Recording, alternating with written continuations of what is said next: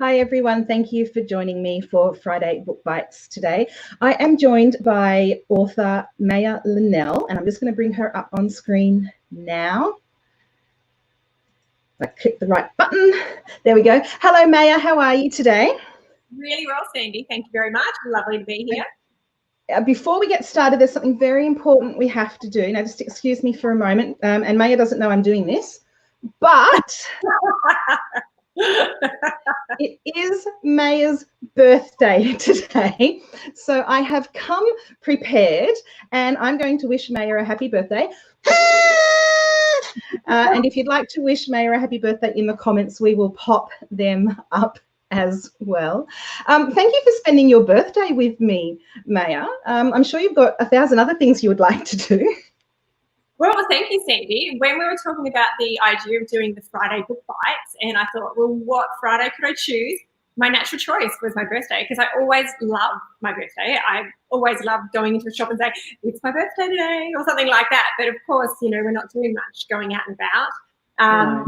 So I thought, well, this makes a celebration out of it. So very, very nice to be here. Excellent. Now, also to celebrate your birthday, I don't know if I can show this on the screen, but I am wearing the bottle brush earrings that I won at your launch party. Oh, and you've got yours on as well. And I'm going to celebrate your birthday by munching on the award-winning yo-yos that Maya baked and sent to me. So I'm having just as much fun on your birthday as you are, I think. That's fantastic. I love it. All right, so we've got a few people here wishing you a happy birthday. Thank you, guys. And today, Maya and I are going to talk about the old adage, write what you know. Before we get into that, though, I'm just going to pop up the details of the giveaway. Otherwise, I will forget to do it by the time we get to the end of our chat, because we do tend to get a bit carried away, us book lovers, when we're talking about bookish things. So here is the giveaway. For anyone who makes a comment or asks a question today, either live now or if you're watching this back later, we will leave the competition open until midnight on Saturday. And Maya will send you a signed copy of her latest book, Bottle Brush Creek. And I will send you a copy of the B format of The Cottage at Rosella Cove. And of course, we'll throw in some chocolates, because you can't have reading without chocolates. So that's the giveaway for today.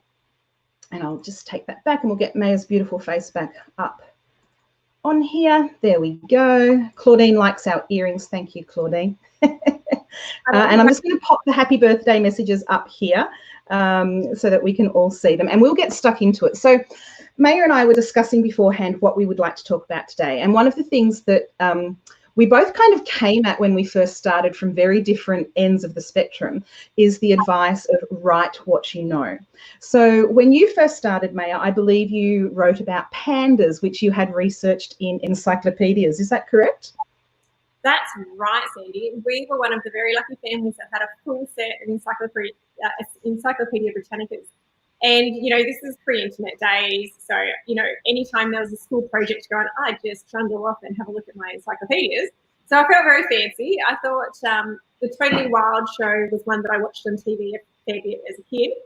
We weren't allowed much TV, but that was one that my parents considered was educational enough that we were allowed to watch when we wanted. And they had all these fantastic stories. They had a magazine that came out, I think, monthly. And I thought, right, that's it, life goal, I'm going to write the Totally Wild magazine. And of course, just sticking with their theme of the fantastic things that they put in the magazine, I decided giant pandas would be great. But they never took it. I was so gutted. And so what was the turning point for you then? Yes, so my dad, who is a journalist, and he had this wonderful advice, and he said, Maya, write what you know. You know, there's not many giant pandas around here in Tantanoola. And the tiny town. Not many. Oh, not many. So we were 4 hours away from a capital city, and the nearest town was Tantanoola, which was 200 people. And, you know, we lived 7 kilometres out of that. So as you can imagine, you know, we were quite in the middle of nowhere. There were lots of sheep, lots of cows, a heck of a lot of rabbits, plenty of snakes, but no pets. So He said, write what you know. And one of the things that I was doing at the time was having a 40-hour famine fundraiser. Now, I don't know, Sandy, whether you tortured yourself like this as a teenager, but we thought it was the best thing to eat barley sugars and orange juice for, I don't know, was it? Well, obviously 40 hours. We could only have those two items. And so we made a fundraiser out of it. We'd have sleepovers. We put up a huge canvas tent. And my girlfriends and I, suffered through 40 hours of horror movies back to back and terrible. I can't eat barley sugar still. So he said, well, that's interesting. Why don't you write about a bunch of crazy teenage girls trying to raise money for the 40-hour famine? So I did, and that was picked up by the little magazine that you get at the checkout, and it's only $2. That's Life.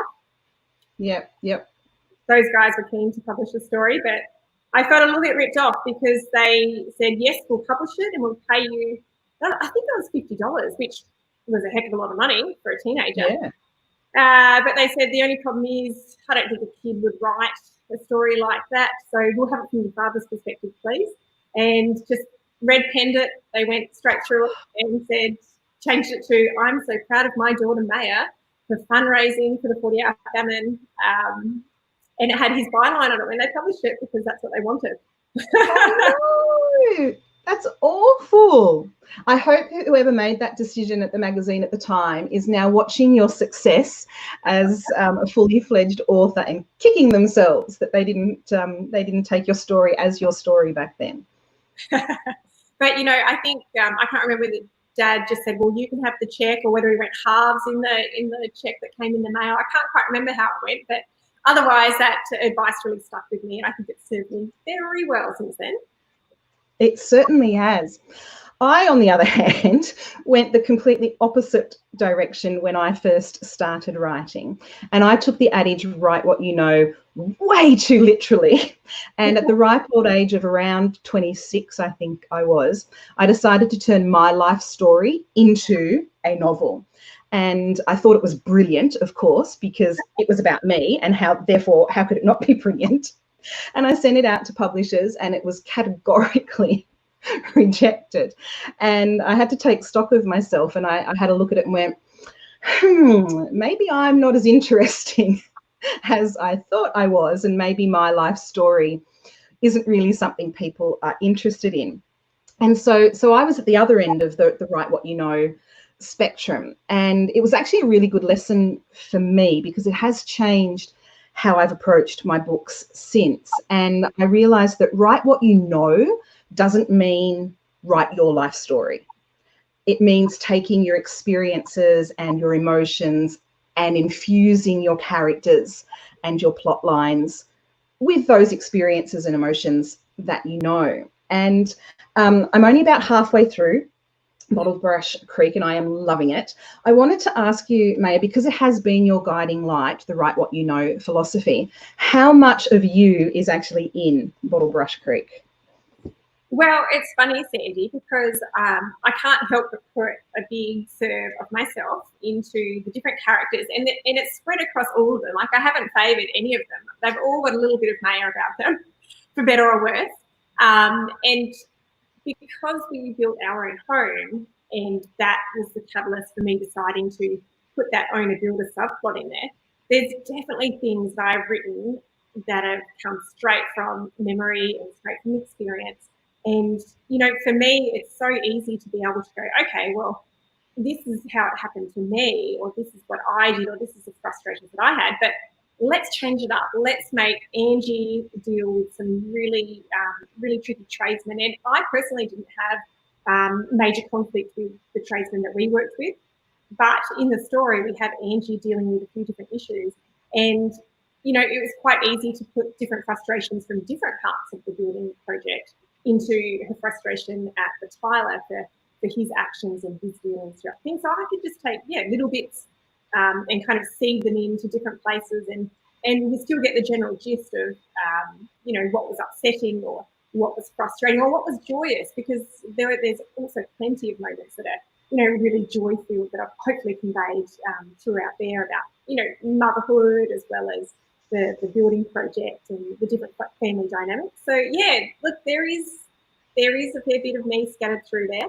And I think Fiona Lowe, when I was speaking to her for Geelong Libraries a couple of weeks ago, when she first started reading the book, she picked it up and she said, all I can see is, Maya, you in your garden. I'm looking at Angie, and we're talking about Angie, you know, going through this house, but all I can see is you and your cows in the paddock and in your garden. So, you know, it's really nice that people can, I guess, relate to the fact that we have a large property and we have, you know, all these different projects on the go at any given time. But then I've also had other friends that have sent me a message saying, oh, did that really happen to you? Like, no, that wasn't me. That's my complete fictional character.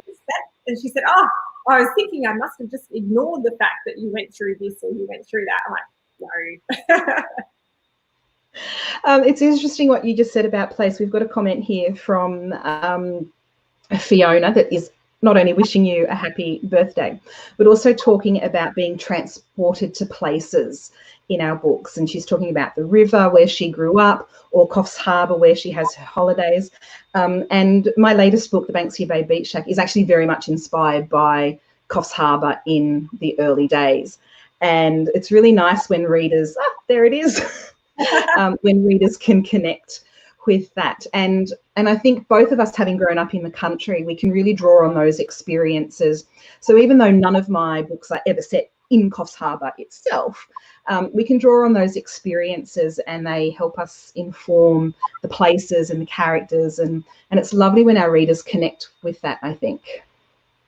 Yeah, I think it's really special because, you know, the different communities that you've been to, they do hold a special place in your heart, don't they? And it's lovely to be able to share that and people that have never been there. You know, hopefully it really brings a tiny bit of tourism, or even just plants a seed of maybe one day we'd like to go to Coffs Harbour, or maybe one day we'd like to go down to Port Fairy, which is the real town that I've set my fictional town. It's a nice feeling. Yeah, it is. I have to ask you, because I've literally just read this bit this morning in your book, The Proposal, and I won't give it away for people who haven't read it yet. Is that based on a true story? Please tell me it is, because I can just picture that whole scene in my head. Oh, that's wonderful. I loved writing that scene, Sandy. That's one of my favourite scenes in the whole book. And I hate to break your heart, but it's not real. It's completely fictional. But what a way to propose. And we won't say which characters are being proposed to. We won't talk about the different environment that they're in when it happens or the circumstances. But, you know, to me, it just touched my heart. And I thought about it, you know, for a few months, as you do. You keep these ideas around your head as you're writing. And so it kind of percolated. And then there's a little bit, I'm not sure how far into that scene. Have you gotten to the end of that scene yet? Yes. Yep. Yeah. So there's another little add-on in there that was actually a beta reader, one of my earliest readers, a lovely lady called Lindy, who used to be a school teacher. She's a huge bookworm, and she's read both of my books first before they got to that structural edit stage, and had some fantastic feedback. And she said, oh, I loved that proposal scene. Wouldn't it be funny if this happened? And I just adored that tiny little snippet. It was one sentence. Yes. And immediately I could see, yes, that is perfect. So, you know, I added another couple of hundred words onto the scene that I'd already written based on her suggestion of something that she thought was about to happen. And it really, I feel like gave it this little spark of life. So it's really nice to be able to have scenes that make an impact on readers as well. I think it's one of the scenes that people will remember because it's drawn so beautifully and so vividly, and you can imagine it happening that way. And I guess that's also part of the writing what you know. So while that is a completely fictional setup, your experiences on a farm and renovating a house, you know, lend itself to then, you know, this is what could possibly happen in this situation. We've got a comment here from Dardie who says, I was taught write what you know as well. And all of her characters tend to be nurses. I guess this leads into where I started with the write what you know, in that it doesn't have to be exactly what you know, that we infuse these experiences and emotions. And we were talking, I was going to say backstage, that's not the right word. We were talking behind the scenes the other day about it. And I won't give any spoilers, but in my first novel, The Kookaburra Creek Cafe, there is a situation with Alice and Tammy that happens, and it's quite an emotional part of the book. And it is something that I have actually lived through. But because of the emotion of it, I knew that I couldn't write my story as such. I knew that I had to change it up because I was too close to it emotionally. So I changed the age, the circumstances, and a whole bunch of other things. So while the events in the book are not what happened in my life, the emotion behind them is what happened. And I think that for me was that turning point where write what you know becomes bigger than your own personal experience. Yeah, I agree with that, Sandy. And I was really delighted to know when you shared that little bit of information with me, because I had found those things very emotional to read, and then I could understand exactly why. Like, knowing that you're writing from a place of experience, it makes complete sense that I would be so, sobbing my eyes out as I was reading that, because it's, yeah, as you said, not exactly your circumstances or your scenario, but if you can reach that emotion and the way you felt, then I think it's really nice to be able to transport people to that type of place. I think that's really well done. Yeah, so I guess as writers, how do we make that decision then about how much of us goes into our stories and how much do we simply use our experience to create a fictional world? Yeah, and I did. I had a girlfriend who lives just over the road from me, and she heard quite a few of the different plot lines as I was hashing them out and trying to work out where the story was going, because we do a lot of early morning walks. And she was always asking, "Oh, what's happening next? What are you working on? Which scene are you up to in the book?" And she came around a couple of weeks ago, and we had a lovely champagne to celebrate the launch of Gold Rush Creek. And she'd started reading it, and she said, "And what is that line between fiction and fact?" And I think for me, it's being able to, sit at the computer. I've got this completely fictional world in my head, and the characters that are, sitting in the back of my mind on a regular basis, and they pop up in dreams, and I can easily close my eyes and I can see the McIntyre family's farmhouse. I can see what they're looking out when they look out the window, and it's not what I'm looking out my window, which is quite a nice view, I must say, but I can see the different things and the way that they're crafted together. I love using the idea that it's a little thread of inspiration. It's a little bit of experience and a huge dose of what if. So taking that whole, and then what would happen? And imagine if that happened. So I really like thinking of it like that, that if you can just put in, a dash of authenticity through something that's real, something that's, I guess, a memory of somebody else or a mannerism, and then that huge dose of fiction to kind of tie it up. It is, quite magical to be able to do it like that. Yeah, and I think that's where us as the writer comes into it, because we can all tell our own stories, but using your imagination to then go beyond that, and as you said, the what if scenarios, what if this happened, what if that happened. And I guess it's very similar to the way historical fiction writers must work. They do their research, but they can't just write it out as such. Kerry Turner and I spoke about this last week, otherwise it becomes a textbook. And so as the writer, it's your job then to imagine that world and those characters in a different way. And that's where the fun is, I think, too. Yeah, I think so. And I think Kerry does such a wonderful job in her books. I just finished The Daughter of Victory Lights just a few weeks ago and loved it. I was so immersed in that era, and the idea that there's, a burlesque show on a boat, a cargo boat. Wonderful. So I love how she's put together the different things. And I think there's nothing wrong with writing from that place of experience, but infusing it with the fiction. So, Darty talking about writing as nurses, well, she's going to know a heck of a lot more than me about, the cannulas in the back of their hand, and the way that you would greet someone who's in hospital who's really sick, or the way that you greet their family members. So I think that's a perfect way to be able to use the little things that and just, wrap a lot of fiction around them. So I love that. Now, I have to ask you, Kerry is saying thank you, that you're too kind. I have to ask you, and I'm hoping, because I'm only halfway through, I'm hoping there is a turning point, and I suspect there might be. Rosa, good old Rosa. I'm at the point where I'm still not liking Rosa very much at this point in time. I've kind of got a sense that you're going to turn that around as I get into the book. Is Rosa based on your mother-in-law? And if so, how did you handle that? Yeah, so for people who haven't read Bottle Brush Creek yet, my main character is Angie, who's our lovely lady on this side, on the front cover, and her mother-in-law is Rosa Jones. And so the way I'll put the story together is that Rob and Angie decide to take on this fixer-upper cottage. It's got 200 acres. It needs a lot of work. They think it's going to be this perfect thing to bring them together as a family. And it's not until after they've done the tour through, they've fallen in love. It's got beautiful pressed tin on the ceilings. It's got, you know, the foot-high skirting boards that go around the place, beautiful weatherboards. Only problem is it's right next door to Rob's family's dairy farm. So it's a little bit for poor Angie to work that out.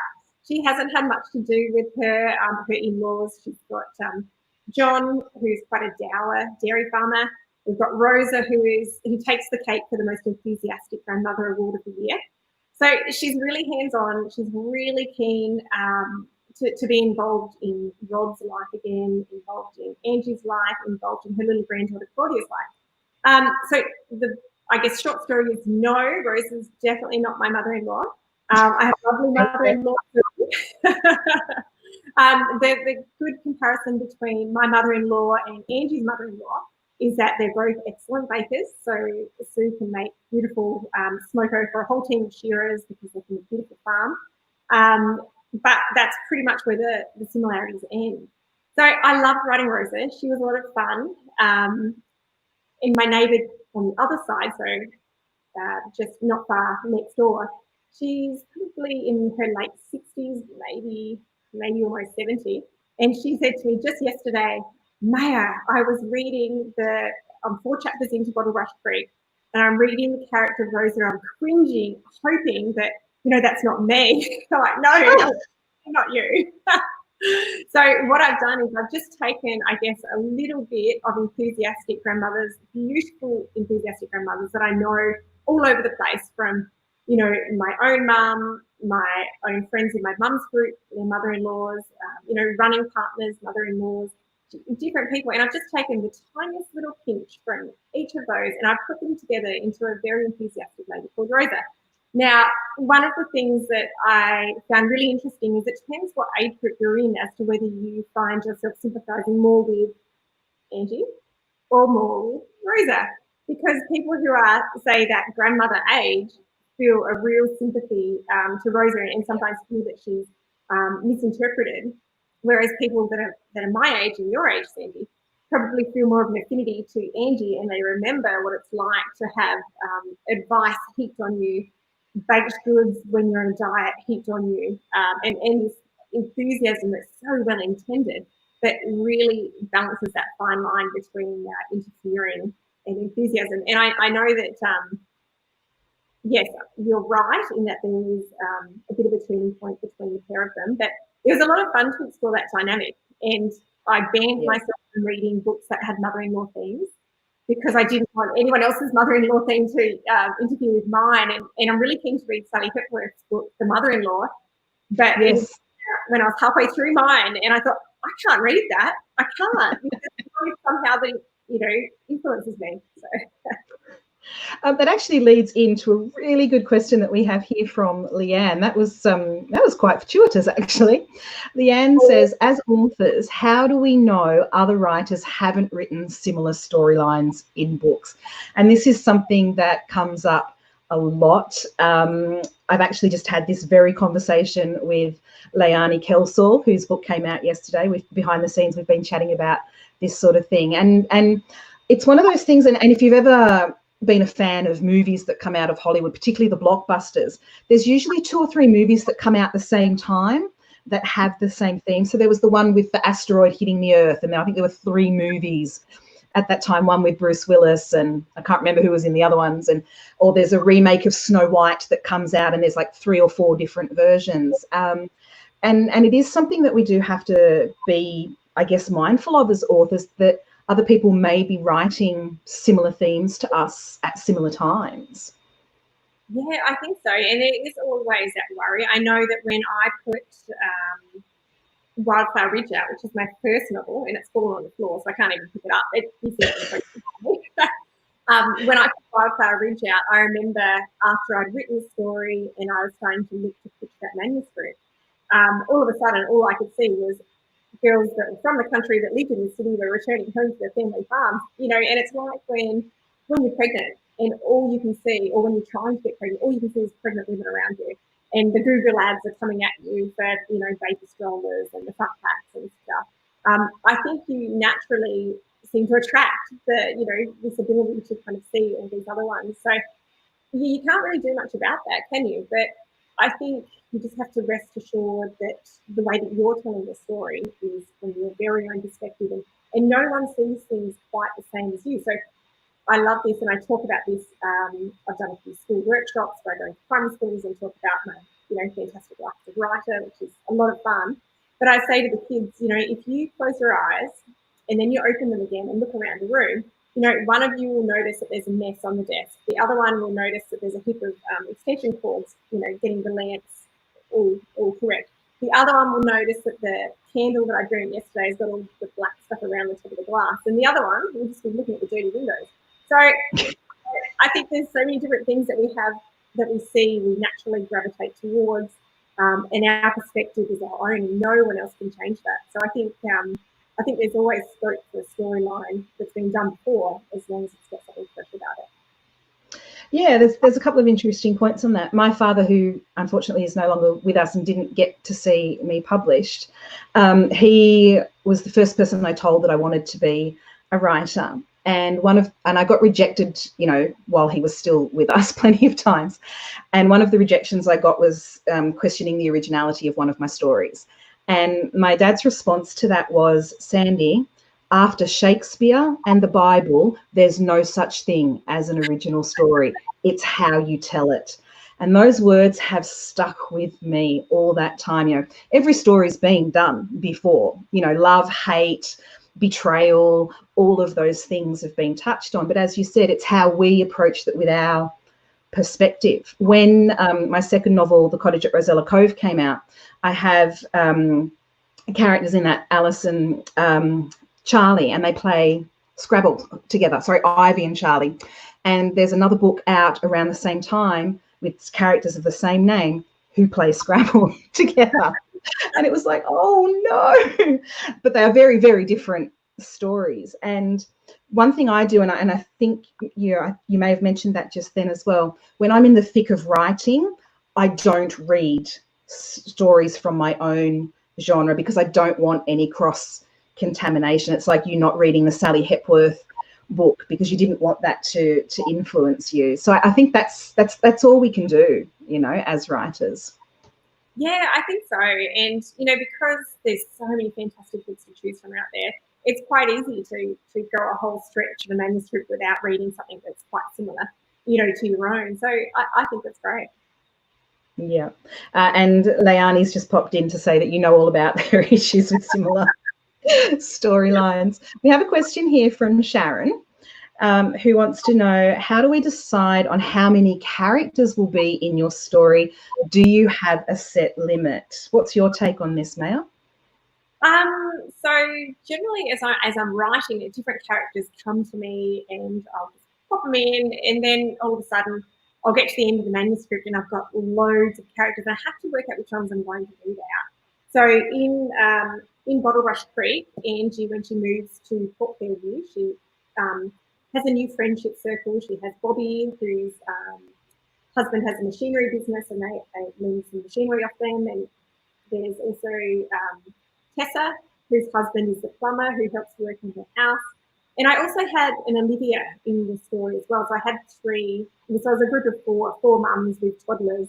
And it just was a bit too much. I could tell myself that it was hard to keep up with how many different friends, as well as the different volunteer committees that she's involved in, as well as the extended family, as well as her own extended family that Angie has, because the McIntyre sisters are in all of my novels that I've written. Well, I've written two so far, working on the third, and the fourth will also be about the McIntyre sisters.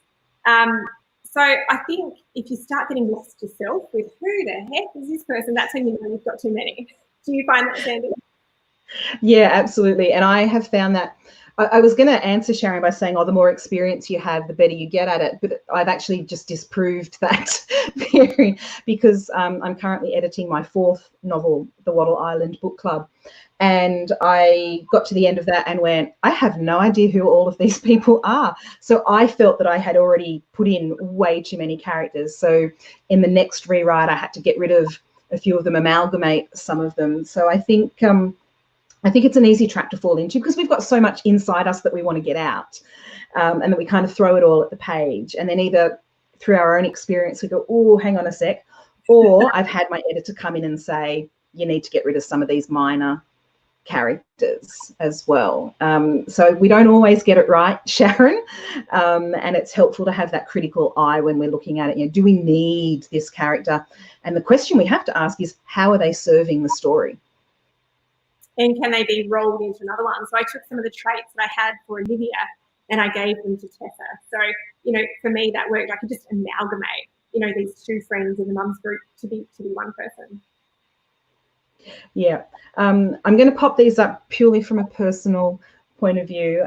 Just a few words about my dad, who was a very wise man. Yes, he was a very wise man, and that's the only thing I regret in my writing career, was that I didn't get my finger out quickly enough to get my book on the shelf before he lost his battle with cancer.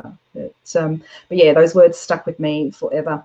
Kerry's just popped in to say that she always ends up with less characters once she's done some editing, and I would imagine if we spoke to 100 authors, they would have a similar experience, that we just throw it all in there and then we cull them out, you know, in the editing process.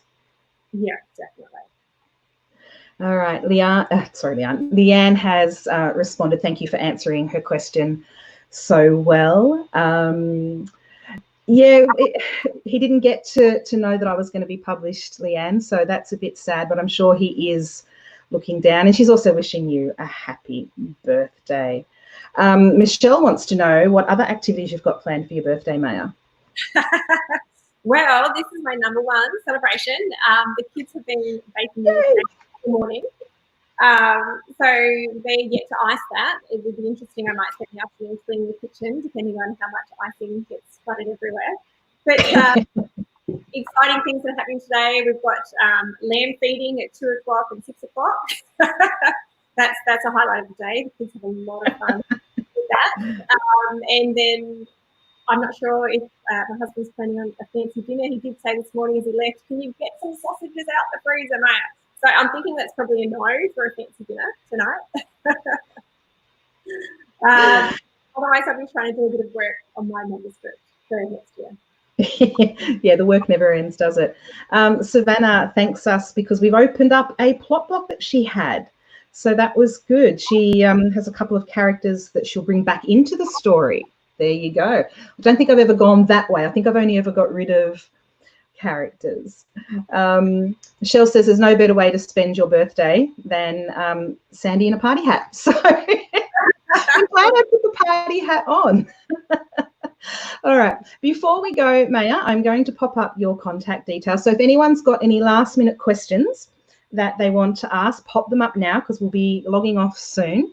But here is where you can find Maya online. Oh, I'll get rid of Michelle's question so we can actually read it. There we go. Your 2 books and your contact details there. And you've mentioned that you are working on the next book of the McIntyre sisters. When is that due to come out, Maya? Yeah, Sandy. So the next book will come out in winter as well. So it will be a June 2021 release. And I've got a newsletter that goes out every month. So I have plenty of behind the scenes information and things that go in, like little plot points that are coming together for the next story. So if people are keen to hear more about what goes on behind the Instagram, behind the Facebook, they're welcome to sign up for my newsletter. They'll find that at my website. There's a sign up link. And I've got a new one going out on Sunday. So that's a really cool way for people to stay in touch and to find out what's coming up next. And, you know, I love hearing from readers. I had some beautiful messages over the last month of people that have read the book and loved it. And, left reviews and things like that. So it's really nice. It warms the cockles of every writer's heart to hear, you know, what things have resonated with different people. So yeah, a big thank you to everyone who's gone out and got their hands on a copy and sent back lovely messages. Excellent. We can assure Leanne that the birthday cake is being taken care of. You've mentioned that. And we have just answered Christy's question about when the next book is out for you. So thank you so much for joining me today, Maya. It's been wonderful to share your birthday with you. I am going to now dig into these. I think these might be my lunch today. There you go. There's one there. I've heard so many good things about your yo-yos. I can't wait to dig into them. I hope the decorating of the cake goes well and it's not too much of a mess for you to clean up. Thank you for joining me, and we will see each other online. Thanks, Maya. Thanks so much for having me.